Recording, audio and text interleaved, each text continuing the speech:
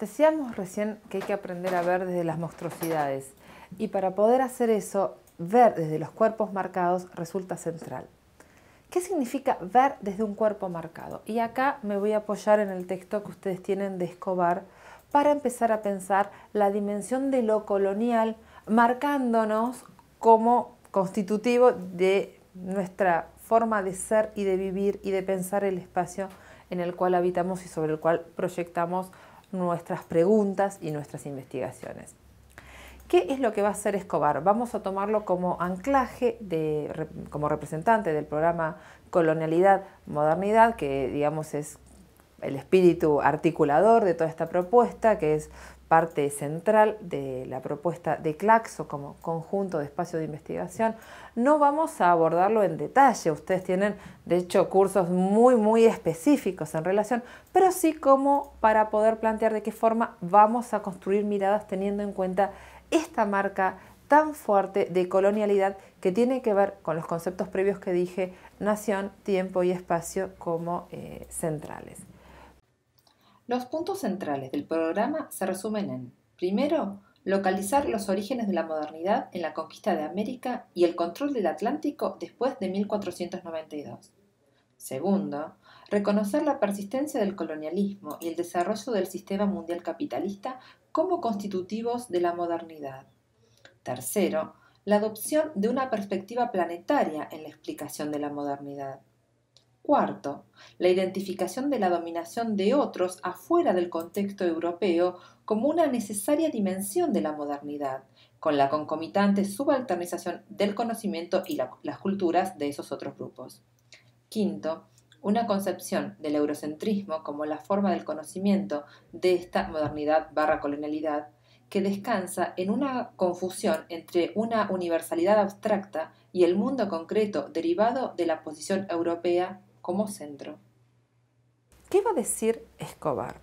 Va a presentar el programa, va a plantear la idea de la globalización para poder entender justamente cómo la colonialidad y la modernidad son mutuamente constitutivas, va a hacer una genealogía de la teoría y nos va a presentar la idea de frontera, nos va a presentar la idea de que estamos básicamente en pensamientos de frontera y que tenemos que construir epistemologías de frontera. Estamos en los bordes, donde se juntan distintos órdenes, donde de hecho en sí mismo no terminamos de estar ordenados. Y esto hace que nos podamos ver con mayor claridad en términos de monstruos o de inapropiables, que es el otro término que va a usar Haraway, antes que de los sujetos ideales, estos hiperreales que se suponen que nos deberían ser o deberían operar como modelos a los cuales llegar y que ni siquiera los encontramos en Europa. Pero eso no importa. Lo que importa es que operan como los ideales y que nos marcan cuán distintos somos en tanto nos veamos precisamente como seres fronterizos. Esta idea de frontera es central para poder pensar en cómo organizarnos las miradas o desde dónde construirnos. Les decía, la colonialidad en el espacio que nos ocupa, en el que vamos a tomar de ejemplo, y posiblemente en la mayor parte de los casos que nos acerquen para poder reflexionar, va a ser una marca central. La colonialidad con toda la carga que implica el acercamiento de esa modernidad disciplinadora de Europa y esa desigualdad de relaciones que lo vamos a encontrar desde las estructuras sociopolíticas más clásicas hasta los más profundos lugares de la construcción de la cotidianeidad. La noción de modernidad es un término fascinante por la cantidad de lecturas que se han proyectado sobre el término y básicamente por las dos grandes perspectivas que han buscado pensar la situación actual, escenarios presentes a partir de las construcciones de esta modernidad originada en el siglo XVII.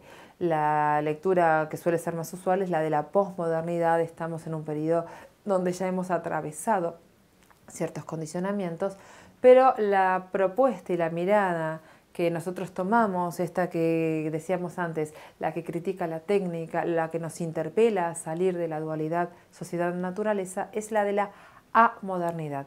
básicamente siguiendo a Latour y a su texto, nunca fuimos modernos. Y esta es una idea tan genial como la de hiperreal de Chakrabarty que decíamos. La modernidad en sí, en sus características más profundas, no existió nunca, pero sí operó como disciplinador. La modernidad básicamente opera como un ideal disciplinador y va construyendo materialidades, pero que nunca terminan en sí mismas de ser modernas.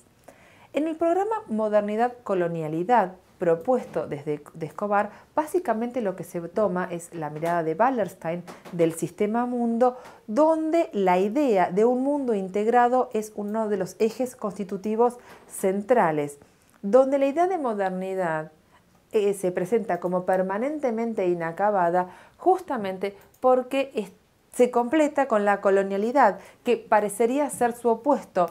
En contra de pensar la colonialidad como aquello que no es capaz de ser modernidad, lo que dice el programa es que son mutuamente constitutivas.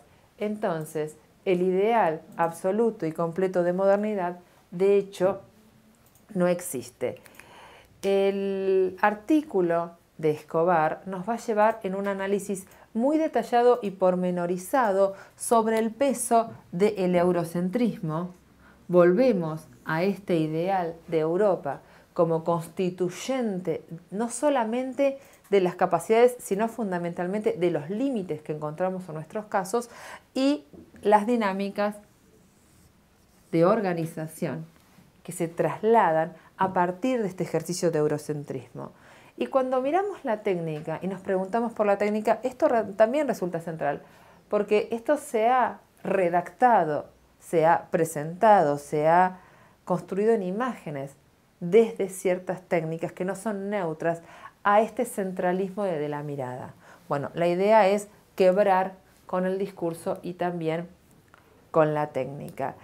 Pensarnos en que somos sujetos y teorías relacionadas donde las teorías nos influyen y donde nosotros, desde nuestras prácticas, marcas y cuerpos, también nos construimos. Cuando hablo de cuerpos, es interesante todo el trabajo de Adrián Escribano en relación a esto, donde él plantea que la posibilidad de dar cuenta de cuerpos ideales ha llevado precisamente a un disciplinamiento que desde las grandes estructuras se introduce hacia las más profundas prácticas cotidianas y de disciplinamiento propio, interno, la marca de lo estético. Bien, en este trabajo lo que se muestra es cómo las dinámicas que uno puede reconocer como constitutivas de un espacio también lo son de todo tipo de órdenes, con lo cual revisar en una forma ampliada como lo que vamos a hacer nosotros o como el ejemplo que vamos a traer, la estructuración de un territorio va a estar en diálogo hasta incluso con lo que el Escribano va a llamar la construcción de cuerpos superfluos, cuerpos olvidables, cuerpos descartables, al lugar de la subalternidad donde la propia corporatividad de uno queda en el lugar de aquello desplazable frente a cualquier otro interés, presupuestos, con otros cuerpos que son intocables, ideales, etcétera, etcétera. Ahora, este reconocimiento de que la modernidad, ni en las prácticas económicas, ni en las prácticas políticas, ni en la construcción de cuerpos, en ninguno de los niveles existió como tal, como absoluto, nos lleva a una idea fundamental en nuestra propuesta, que es cómo mirar lo que no existe.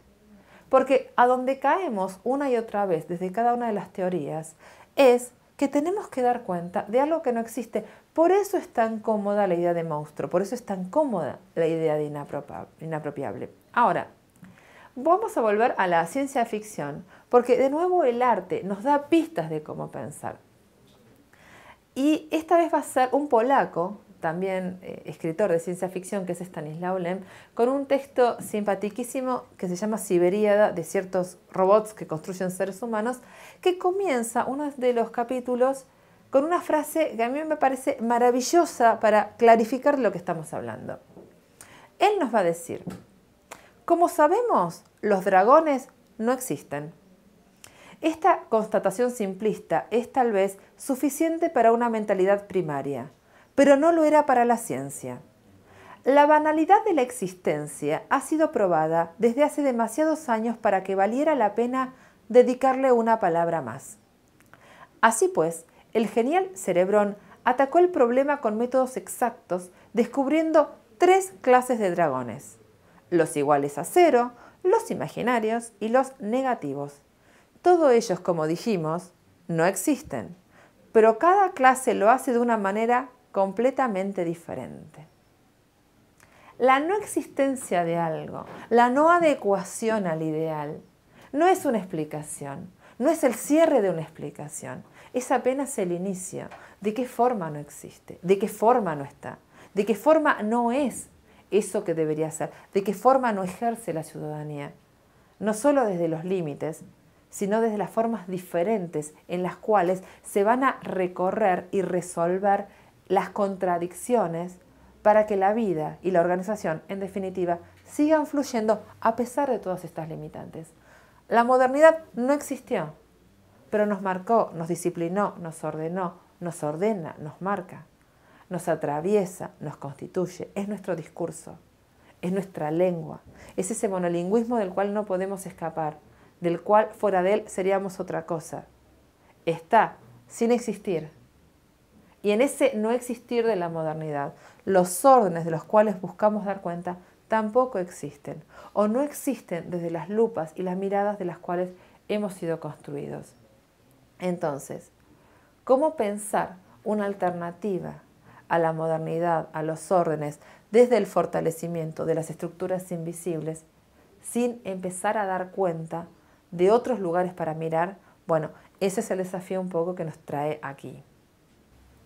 Bien, entonces como cierre de esta reflexión de cuerpos marcados y de prestar atención a los cuerpos marcados, me quedo con una de las frases de Escobar, dando detalle precisamente de cómo se aplica este programa Colonialidad-Modernidad, más allá de la atención específica, cuando él dice que Latinoamérica debe ser entendida más como una perspectiva o como un espacio epistemológico que como una región. Es un desafío a ser conocido y las teorías no se adecúan, pero no porque tengamos que negar las teorías previas. Y ahí es donde me gusta la idea de conocimiento situado. Es porque se trata de desplazarlo. Haraway nos va a decir que las cosas tienen que ser entendidas tanto como ficción y como hecho, que hay relato y materialidad en todo y no los podemos ver separados. El relato construye materialidad, la materialidad construye relato, son mutuamente constitutivas. De ahí que la observación de la forma en que ambas se constituyen es el desafío a pensar en el trabajo.